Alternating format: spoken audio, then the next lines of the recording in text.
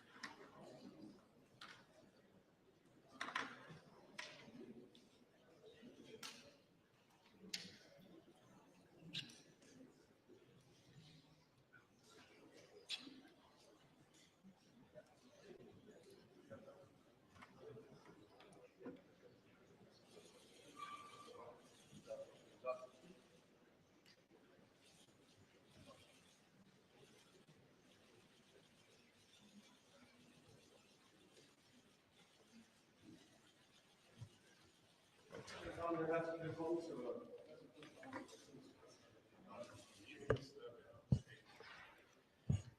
Ja, vielen Dank, meine Damen und Herren. Ich freue mich sehr, dass ich Premierminister Mark Carney aus Kanada heute im Kanzleramt willkommen heißen darf. Lieber Mark, herzliches Willkommen. Warm welcome to the Chancellor in Germany.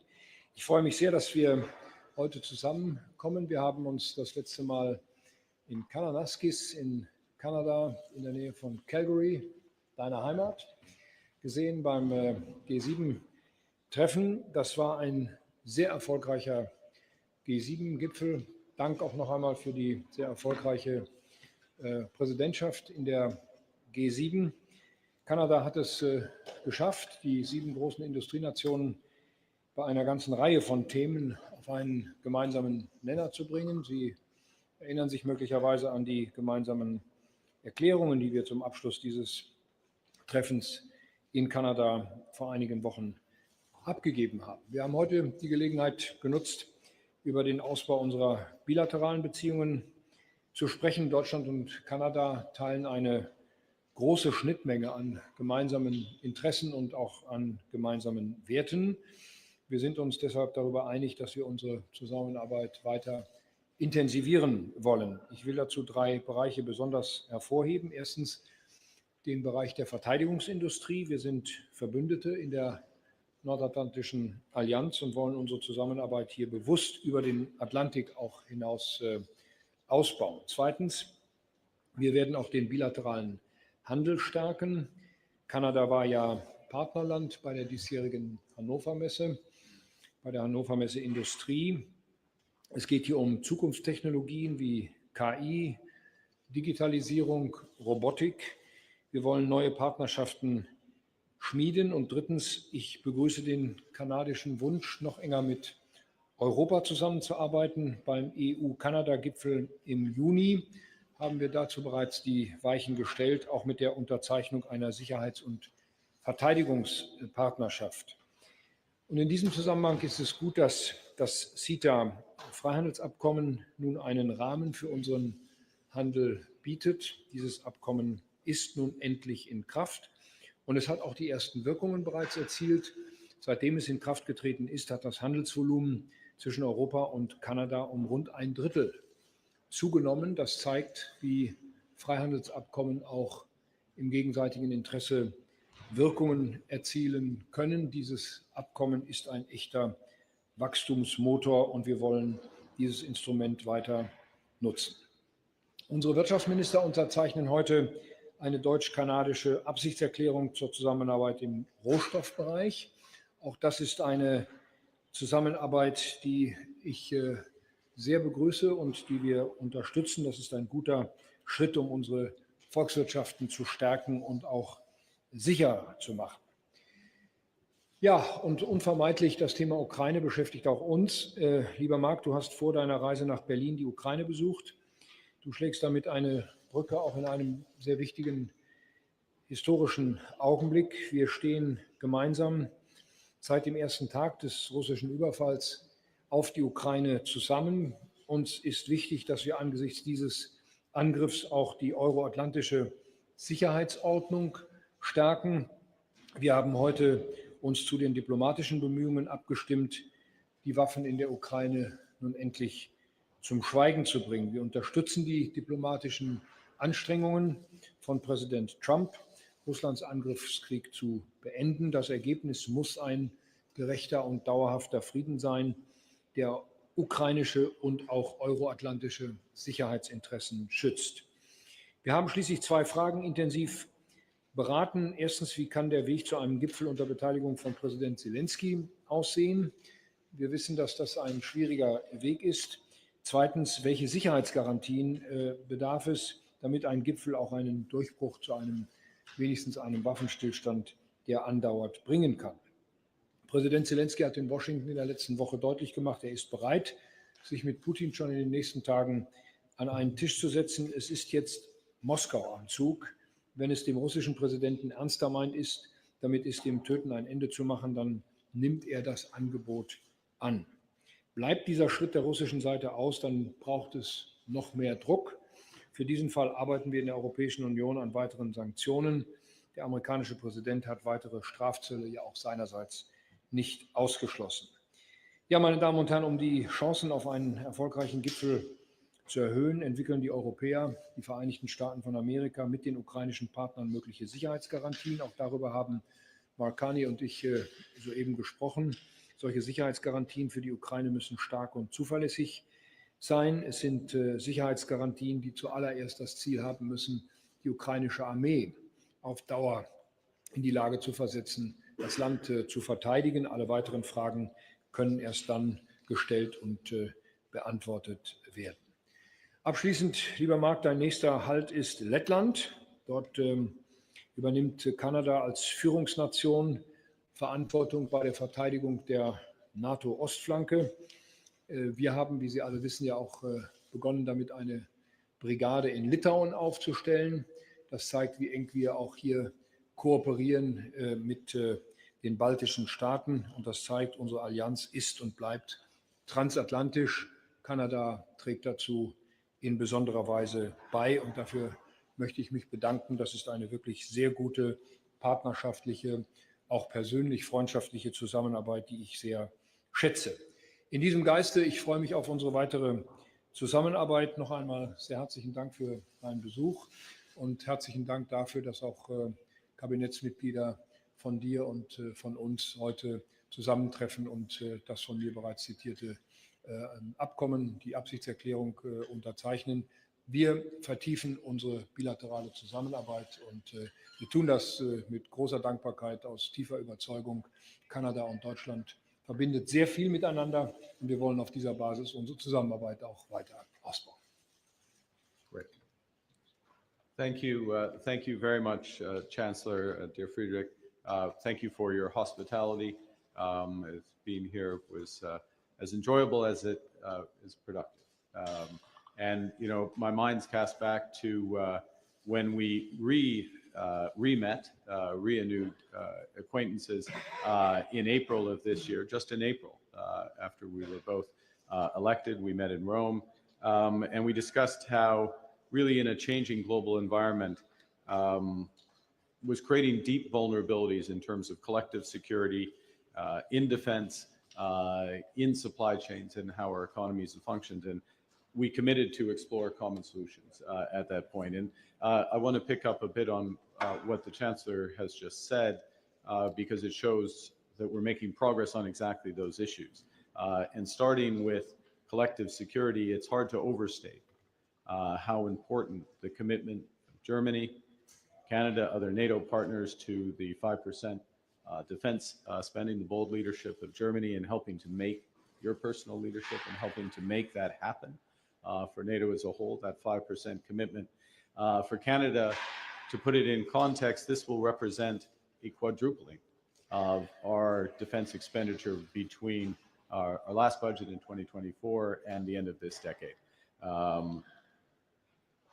Also, with respect to collective security, it matters where we are and how we work, and Germany's commitment in the Baltics and Lithuania.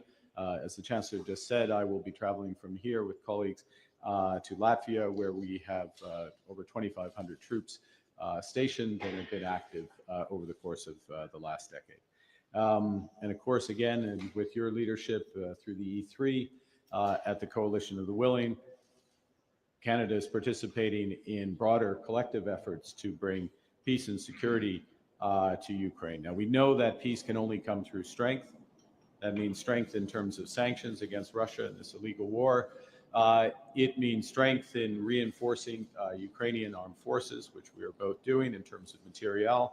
And it means robust and credible security guarantees. And we had detailed discussions on those, working through the modalities. We both, I will reiterate how much we welcome President Trump's openness to U.S. participation to help align with the work of the Coalition of the Willing.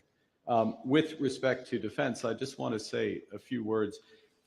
That big increase in spending that we're both doing, we're very conscious individually and collectively on making sure that is as effective as possible. That spending is as effective as possible. And being effective starts with true partnerships. So for Canada, it is very important that we are developed a security and defense partnership with the European Union. Will help us to deliver on our NATO capability targets, particularly through participation in Europe's Security Action for Europe, or SAFE program, as an instrument of rearm for Europe. And I want to thank the Chancellor for his personal support of Canada's participation in this action plan. There are many tangible opportunities, and I'm going to highlight one. We are announcing today, this morning, that Canada is in the process, we've announced this fact previously, we're in the process of renewing our submarine fleet. So it is one of our most important defense initiatives. We been running a process. There's a wide range of interests in helping us with this.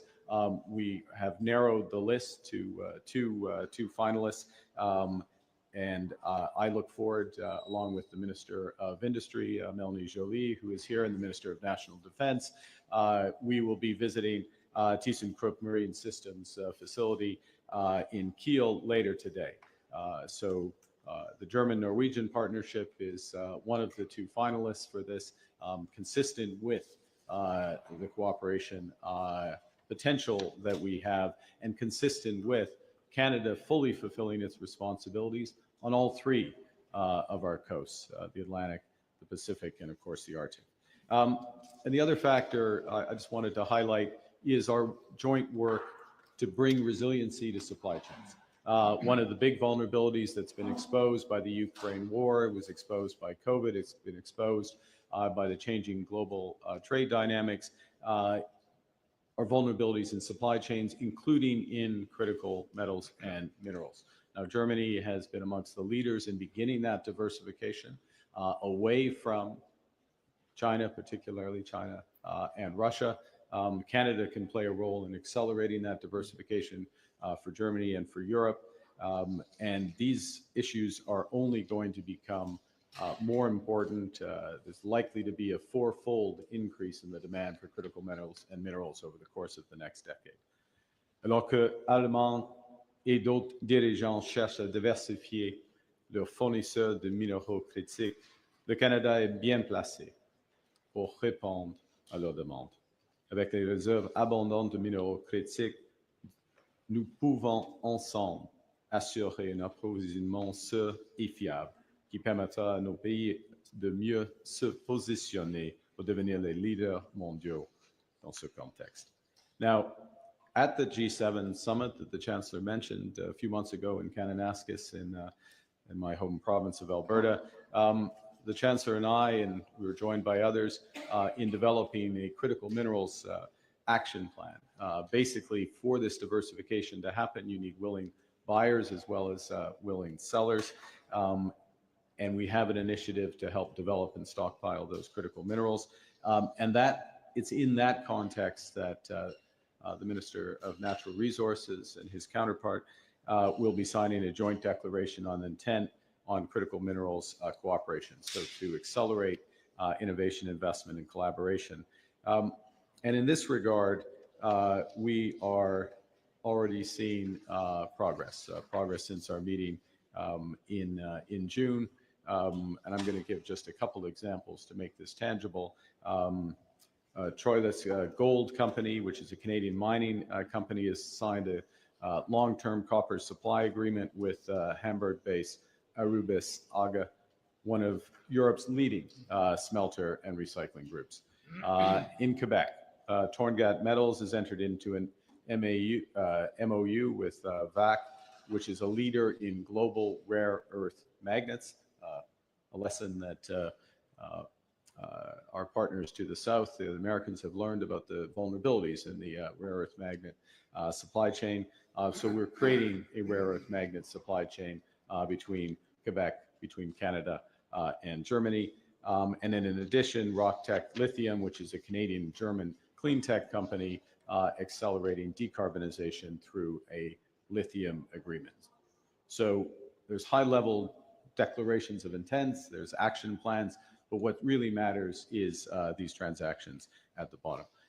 If I could summarize, there's a common theme. We're moving from a world where there's exposure to vulnerability. The vulnerability and instability is, I think, the norm in the global economy, global geopolitics.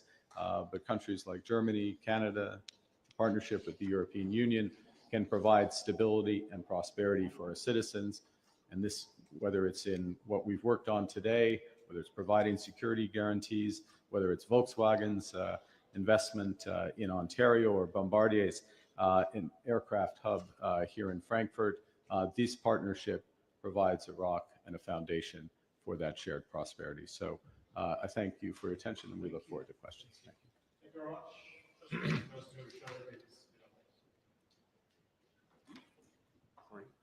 Bonjour, ici Loading Lawrence de la presse. Ma question s'adresse à vous, M. Carney. Le ministre du Commerce, M. Dominique Leblanc, se trouve ou va être à Washington pour reprendre les négociations sur les tarifs. Est-ce à dire qu'une entente est à portée de main entre le Canada et les États-Unis? Et croyez-vous que votre décision d'abandonner certains tarifs de la semaine dernière joue un rôle dans cette relance des négociations? Et peut-on s'attendre à une entente au cours des prochains jours? D'accord. Merci pour votre question. Oui, soyons clairs, la circonstance maintenant, la circonstance actuelle, est que le Canada a maintenant le meilleur accord, en effet, avec les États-Unis. C'est-à-dire que, comme vous le savez, plus de 85% de nos exportations sont dans en effet, c'est de libre-échange avec les États-Unis. Mais il y a des enjeux importants qui concernent les secteurs clés comme l'acier, l'aluminium, l'automobile, la cuivre et puis le bois d'œuvre. Et M. Leblanc et notre équipe vont mettre l'accent sur ces secteurs stratégiques. Il y a beaucoup d'occasions pour la coopération entre les États-Unis et le Canada dans ce secteur et d'autres secteurs. Et il y a une possibilité d'un meilleur accord entre nous, un accord stratégique. Et finalement, en même temps, il faut préparer pour la revue de l'accord de l'ACM. Et dans ce contexte, le contexte de libre-échange actuel, la nécessité d'avoir des négociations sur les secteurs stratégiques et les préparations pour la revue de l'ACM, c'est une bonne idée d'établir un équilibre, c'est-à-dire de harmoniser avec les États-Unis en ce qui concerne la plupart des biens. Okay. Merci.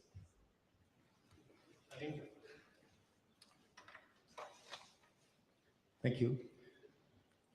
Prime Minister, just one question about raw materials. Could you please explore a bit more what Canada can realistically actually offer to Germany and Europe, given the fact that ports on the East Coast and also pipelines are still lacking? And as a former central banker, how worried are you about the stability of the US financial system because of the interventions of Trump at the Fed?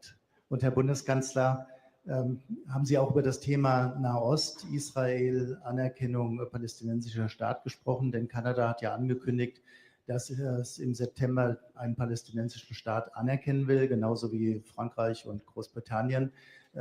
Hat das bei Ihnen Eindruck hinterlassen? Wird Deutschland diesen Weg auch gehen, gerade nach diesem Angriff, den wir jetzt erlebt haben, auf das Krankenhaus im Gazastreifen? Danke. Okay, you're welcome to take the second part of my question if you wish. Thanks for the question. Look, there's a huge range of immediate opportunities with respect to critical metals and minerals, and there are medium-term opportunities with respect to all forms of energy, including LNG and hydrogen. And I'll quickly explain how we make those happen.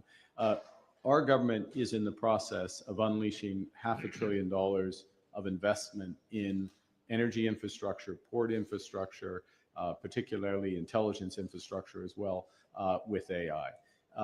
And a number of those investments, the first of which we will be formally announcing in the next 2 weeks, are with respect to new port infrastructure. And some of the examples in the public domain will include from reinforcing and building on the Port of Montreal, Contrecoeur, a new port effectively in Churchill, Manitoba, which would open up enormous LNG plus other opportunities and other East Coast ports for those critical metals and minerals. So there is a lot happening. It's the number one focus of this government is to build that infrastructure, and particularly infrastructure that helps us deepen our partnership with our European partners, and particularly Germany. With respect to the United States financial system, The strength of the United States financial system is many and varied. Its strength on its diversity, bedrock of capital, ability to adjust to many circumstances and much volatility. And I'm confident that whatever the source of that volatility, U.S. financial stability will continue. Of course, prices will adjust to new news, so I don't discount those changes. Chancellor, over to you. Ja, vielen Dank, Herr Rinke. Der kanadischen Regierung und dem kanadischen Premierminister ist die Position der Bundesregierung im Hinblick auf eine mögliche Anerkennung Palästinas als Staat bekannt. Wir werden uns dieser Initiative nicht anschließen. Wir sehen die Voraussetzungen für eine staatliche Anerkennung gegenwärtig in keiner Weise als erfüllt an.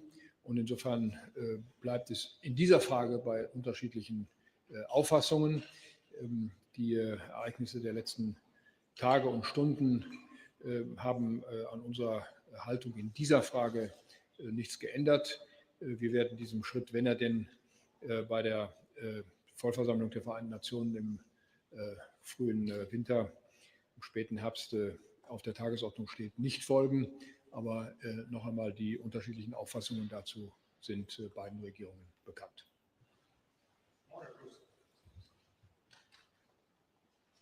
Chancellor, Prime Minister, good morning. Prime Minister Carney, now that the field has been narrowed to 2 bidders for the submarine program, what is your government's intention in terms of a full competition, or are you going to negotiate with a preferred bidder? And Chancellor, how important is drawing Canada into the partnership with Norway to the transatlantic alliance? Yeah, well, I'll answer the one directed to me. Look, we will conduct procurement as we always do, fully, transparently, fairly.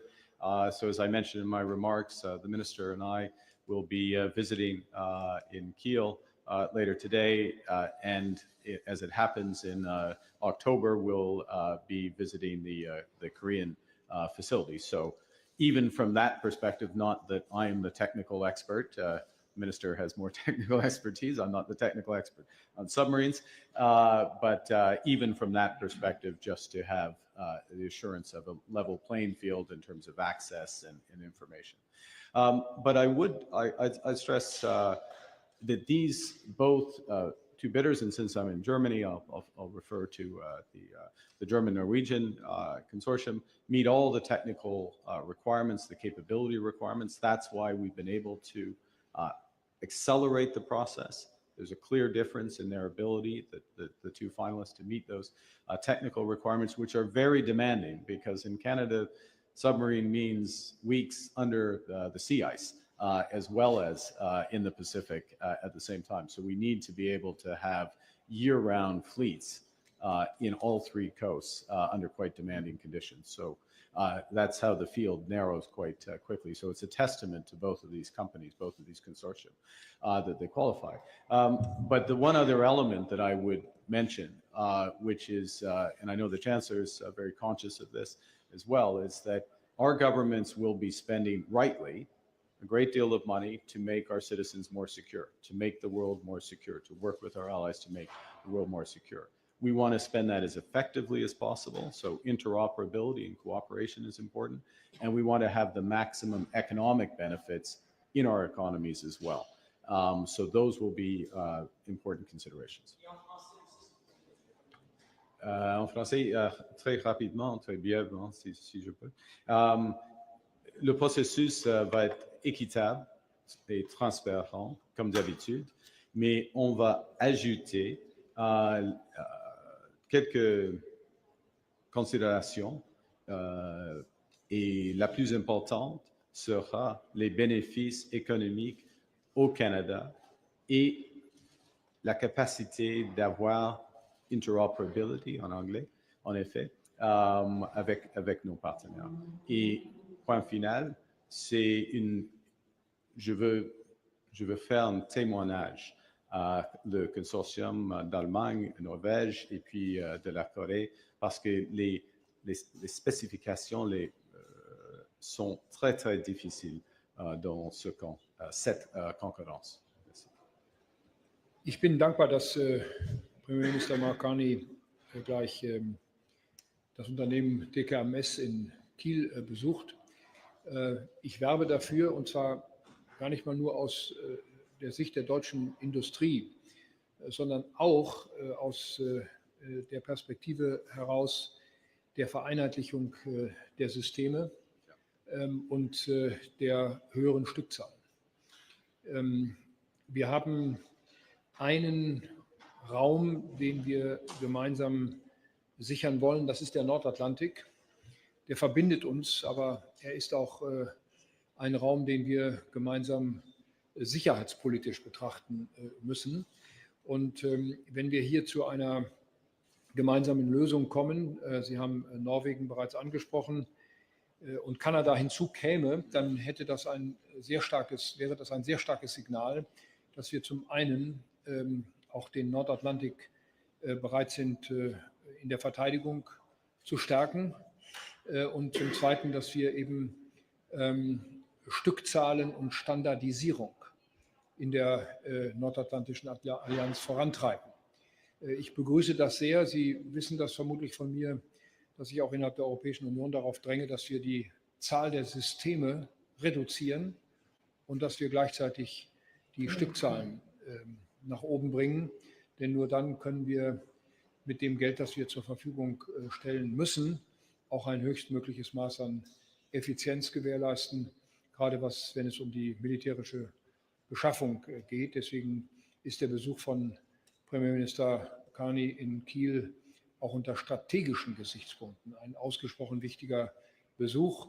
Aber natürlich auch unter industriellen Aspekten würden wir uns sehr wünschen, dass es hier zu einer Vertiefung der Zusammenarbeit zwischen Deutschland und Kanada kommt.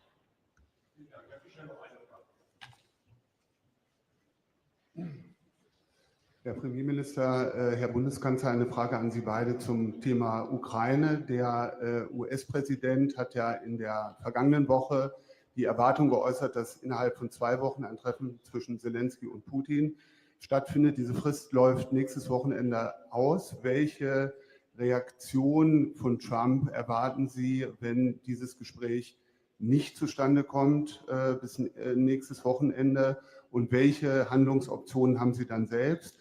Und Herr Bundeskanzler, aus aktuellem Anlass noch eine innenpolitische Frage an Sie. Beim Wehrdienstgesetz hat es ja gestern noch einmal ein bisschen geruckelt. Die Bedenken der Union sollen jetzt ausgeräumt worden sein. Was bedeutet das genau? Hat man sich da informell auf irgendwelche Bedingungen geeinigt, unter denen die Wehrpflicht dann doch wieder eingeführt werden sollte, zum Beispiel was den Truppenaufwuchs angeht? Zunächst einmal, was die Ukraine betrifft. In der Tat ist es so, dass ja in unserer Anwesenheit in der letzten Woche Präsident Trump mit Präsident Putin telefoniert hat und wir anschließend über das Telefonat beraten haben. Die Erwartung haben wir gemeinsam ausgesprochen, dass es zu einem Treffen zwischen Präsident Zelensky und Präsident Putin innerhalb von 2 Wochen kommt. Putin hält es für richtig, dieses Treffen an Vorbedingungen zu knüpfen, die aus der Sicht der Ukraine, auch aus unserer, auch aus meiner persönlichen Sicht völlig inakzeptabel sind. Insofern scheint es hier wieder erneut eine Verzögerungsstrategie auf der russischen Seite zu geben. Wenn es zu einem solchen Treffen nicht kommt, wie zwischen Trump und Putin vereinbart, dann liegt der Ball wieder bei uns. Ich meine damit bei den Europäern und bei den Amerikanern. Wir werden dann erneut darüber beraten. Präsident Trump hat angeboten, dann zu einem trilateralen Gespräch einzuladen, also zu einem Gespräch zwischen ihm, Putin und Zelensky. Das wäre dann sozusagen der logische nächste Schritt, der folgen müsste, wenn es zu diesem eigentlich vereinbarten Treffen innerhalb von 2 Wochen nicht kommt. Was die Gesetzgebung betrifft bei uns, Herr Fischer, dieser sogenannte Leitungsvorbehalt, der eingelegt worden ist, ist ein im Grunde genommen jede Woche stattfindender Vorgang, wenn in der Ressortabstimmung noch ein Nachbesserungsbedarf gesehen wird von der einen oder von der anderen Seite. Das ist ein ganz übliches, normales Regierungshandeln. Es gab den Wunsch auf der Seite der Union, auch aus der Bundestagsfraktion heraus, dieses Gesetz jetzt noch einmal etwas zu erweitern, auch auf einen gewissen Automatismus hin, dass dann sozusagen automatisch wieder eine Wehrpflicht in Deutschland gilt, wenn eine bestimmte Kopfzahl nicht erreicht wird in der Rekrutierung freiwilliger Soldaten für die Bundeswehr. Der Bundesverteidigungsminister hat aus meiner Sicht zu Recht darauf hingewiesen, dass dafür die Bedingungen geschaffen werden müssen. Das sind vor allen Dingen Kasernen, die wir nicht mehr haben. Das sind Ausbilder, die wir nicht mehr haben. Das heißt also, wir könnten, selbst wenn wir alle zusammen wollten, heute am Tag das im Jahr 2011 ausgesetzte Wehrpflichtgesetz nicht einfach wieder in Kraft setzen. Dafür fehlen die tatsächlichen Voraussetzungen. Insofern sind wir uns in der Koalition einig, dass diese Voraussetzungen jetzt geschaffen werden müssen. Dazu werden wir morgen im Kabinett, wir tagen ja, wie Sie alle vermutlich wissen, im Verteidigungsministerium morgen, wir werden dazu morgen die ersten Schritte gehen. Das ist ein in der Koalition verabredetes Gesetz, so ist es auch im Koalitionsvertrag verabredet, aber das ist erst der erste Schritt. Wenn wir sehen, dass wir die Zahlen nicht erreichen, die wir brauchen, dann wird der nächste Schritt folgen müssen, und zwar beginnend mit einer Wehrerfassung, für die dann auch die Vorbereitungsarbeiten jetzt beginnen. Also wir sind uns in der Zielrichtung einig. Die Unionsfraktion hätte es gerne etwas schneller gesehen, aber das stößt offensichtlich auch an objektive Grenzen der Machbarkeit. Aber da gibt es keinen grundsätzlichen Dissens. Wir sind uns in der Koalition einig, dass wir die Bundeswehr auch in der Zahl der Soldaten deutlich aufbauen müssen. Und das genau werden wir in den nächsten Wochen, Monaten und Jahren gemeinsam tun. And just briefly, with respect to the potential bilateral meeting, I was in Kyiv 2 days ago, met with President Zelensky, and he reiterated that he's willing to meet President Putin anywhere neutral. In other words, he doesn't expect President Putin to come to Kyiv, and he doesn't plan to go to Moscow for that meeting. But anywhere else is fair game. And as the Chancellor just said, we see President Putin putting conditions, installing, and being afraid of having this meeting. So what does it mean? Well, to be honest, I think from whether the meeting is immediately happening or before the trilateral, as the Chancellor rightly says, which is the key meeting chaired by President Trump, it's important to stand by Ukraine. And so that's the 19th sanction package of the European Union. It's the latest sanctions Canada's put in place. We've now sanctioned over 3,000 Russian entities and their enablers. It's providing military capacity, and we announced the delivery next month of the NATO package, the so-called Pearl package, to Ukraine, an additional $2 billion in total investments, including in Ukrainian drone production capacity. This is what they need, and then Canadian assistance and development of those drones and supply to Ukraine. So standing by. And final point, again, this is where the cooperation is important, is we did discuss beyond the 19 sanction package what other forms of financial sanctions could be possible if necessary. Obviously, the right path here is for President Putin to sit down and end this senseless killing for which he is responsible. Vielen Dank. Many thanks. Thank you. And have a safe trip to the Baltics. And have a safe trip. Yeah, you're looking. Thank you. Okay.